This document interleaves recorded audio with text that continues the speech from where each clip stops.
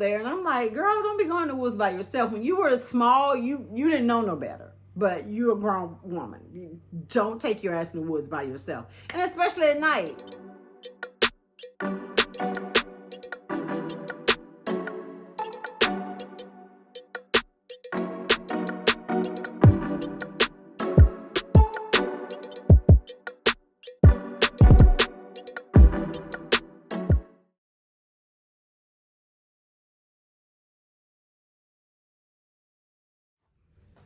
Hello and welcome to Tracy Momi Reads. I'm back again with another video. Today I'm going to be talking about What Lies in the Woods by Kate Alice Marshall. What Lies in the Woods. So we're going to look at the blurb. I'm going to read the blurb and use that as my jumping off point for talking about this particular book. Okay, they were 11 when they sent a killer to prison. They were heroes, but they were also liars. Naomi Shaw used to believe in magic. 22 years ago, she and her two best friends, Cassidy and Olivia, spent the summer roaming the woods, imagining a world of ceremony and wonder, the Goddess Game. The game became an obsession, a refuge for the three girls. That sanctuary was suddenly shattered when Naomi was attacked. Miraculously, she survived her 17 stab wounds and lived to identify the man who hurt her. The girl's testimony put away a serial killer wanted for murdering 6 women. They were heroes, and they were liars. For decades, the friends have kept a secret that might be worth killing for, hidden in the forest. But now, Olivia wants to tell the whole story. Then she goes missing, and Naomi sets out to find out what really happened in the woods, no matter how dangerous the truth turns out to be. Obviously, thriller, mystery book, suspense. Okay, so there you have it, right? Book about 3 girls when they were 11, went into the woods. They were playing a little game, and they were in a very small town. I should add that. I think the lumber mill was the biggest employer there. So they were very bored.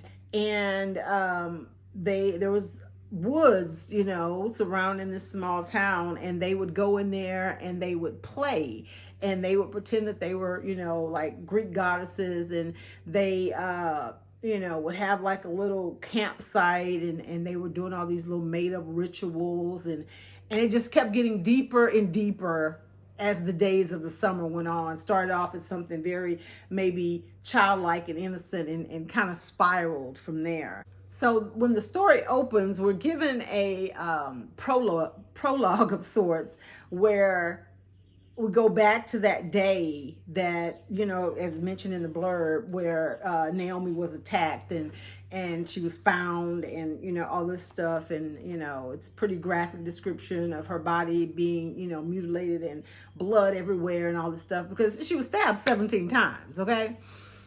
And as a result, she ended up with some disfigurement, like she had a big scar on her face, but she never wanted to get fixed because for whatever reason, she wanted to live with that reminder. And I think as you start to read the story, it's because you have to consider, not only was she 11, she was close to death. She had lost a lot of blood. She was in and out of consciousness. And what has plagued her over the last 20 years is she doesn't know if it was really that man that stabbed her, because she can't really remember. She knows that the police were telling her that's who did it, and her friends were saying they saw him and that's who did it, because they were like hiding behind a tree or under a little alcove thing or something where a tree had fallen. So they both had witnessed what happened to her, and they were sure that it was him. So she just kind of went with it. But at one point, like the first stab wound, she got stabbed in the back, but she turned over, and then she got stabbed in the face, and then she turned over again, and that's when the remaining, blows came at her. So she just was not 100% sure. I don't think she was 90% sure that the person who she picked out from pictures that they showed her was actually the person. So she, over the years, has had some serious issues. Not that she didn't have any prior to that, because her mom had ran off and left her and her dad in a trailer. Her dad was the town alcoholic, so she already had all these things, and issues and trauma. And then you get attacked like this so viciously. She has ended up moving from this little small town, and she's a wedding photographer. And in the first chapter, she gets a phone call, and the man who they say, was the person that attacked her, who she said, okay, he was the person that attacked me. She gets a call that at first she thinks he's about to be paroled, but they say no, he had cancer and he died in prison. So he's dead, right? So even if it wasn't him, there's no way to go back and fix that because he's no longer around. And, she decides to go back to her hometown because she, is feeling like she wants to talk to her friends, the other two girls, and they're all like, 30-year-old, 33-year-old women or whatever at this point. So she just wants to be close to them and talk to them and, just see how things are going. And as the blurb mentioned, there's one of the girls, her name is Olivia. Olivia she has never been the same since this incident. She's having all kind of issues. She tried to kill herself at one point. When she comes in, to the story, one of the things that she says is, I think we need to tell the truth. We need to tell them about somebody named Persephone. And I'm like, what is going on? Because I'm like, was somebody else there named Persephone and they didn't, did she stab, Naomi, or did they kill her, or what's going on with that? So immediately you're already, out the gate with another mystery of solving who the hell Persephone was.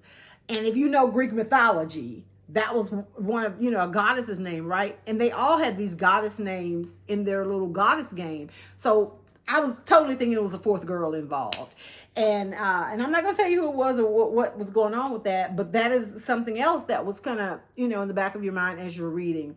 And you just start to learn that Olivia is very unstable and that not only she has guilt about the Persephone situation, and she also says she feels bad that she couldn't help Naomi when she got stabbed.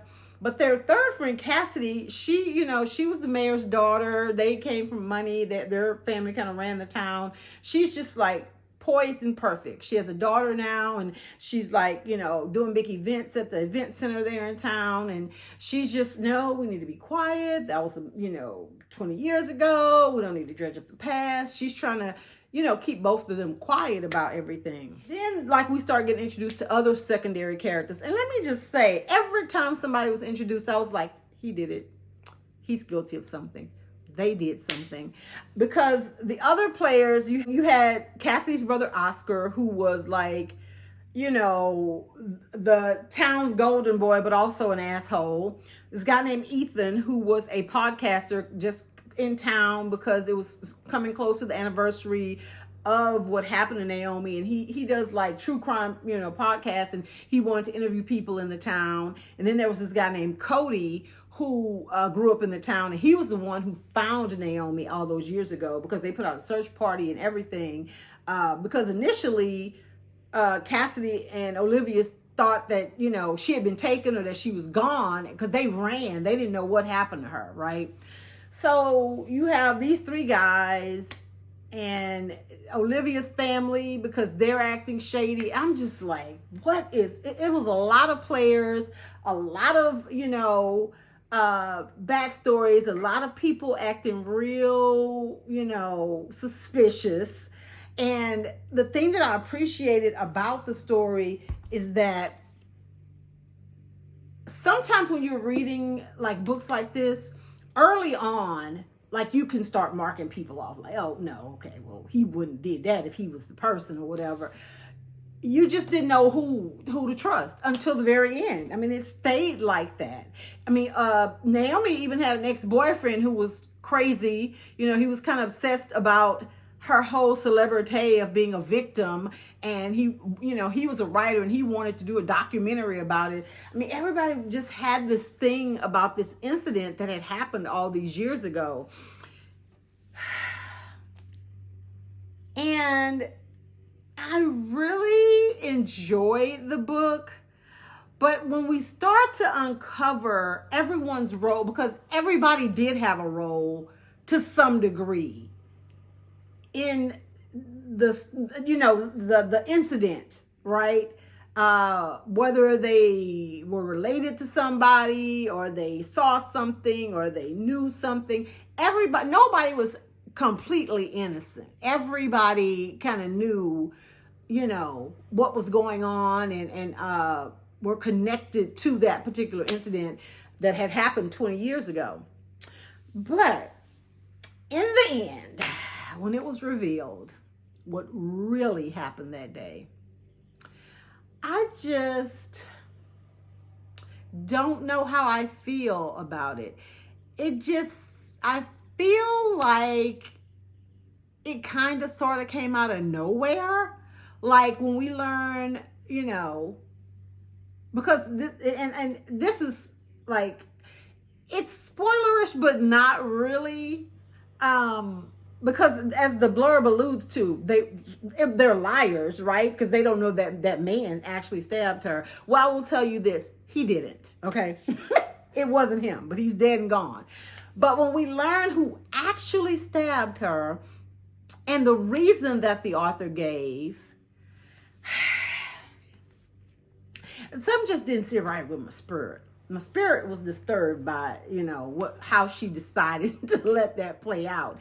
And then, as Naomi retraced her steps, because she kept going back into the woods as an adult, looking for stuff and to see if something was still there. And I'm like, girl, don't be going to the woods by yourself. When you were small, you didn't know no better. But you're a grown woman. You don't take your ass in the woods by yourself. And especially at night. You want to die. Ugh. Anyway, I just don't know. I think it was an attempt, naming the person that the author did, at shock or whatever. But I just don't know. For me, it didn't land very well. And then for the other person who kind of got involved, and the only thing that I thought was pretty clever, but I kind of saw it coming, was the podcaster, his real identity and how he was connected to everything. That I was like, I know who that is, and that's who he ended up being. But that wasn't like a bad surprise or whatever. Or I wish I wouldn't have figured it out, because that would have been to me a bigger shock. And a more satisfying shock than what actually happened. Yeah, I don't know. Like, if I found that to be plausible, I don't know. I mean, as most authors in this genre do, they give you some compelling reasons and they try to justify why this works. But I don't know.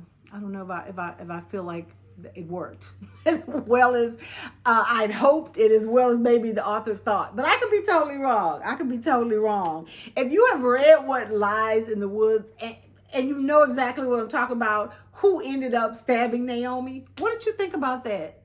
Were you okay with that? Did you find that believable? Were you shocked? What are your thoughts on it? Let me know in the comments. But, as for those of you that have not read it, if you do love a good mystery, suspense, thriller book that does keep you guessing to the end, and there are a lot of players and you're trying to figure out how they all fit into the story, and you love that kind of stuff, then this will be the book that you should read. I will just warn you that you may or may not appreciate who ends up taking the fall. I mean, they did it, but at the same time, it's like, really?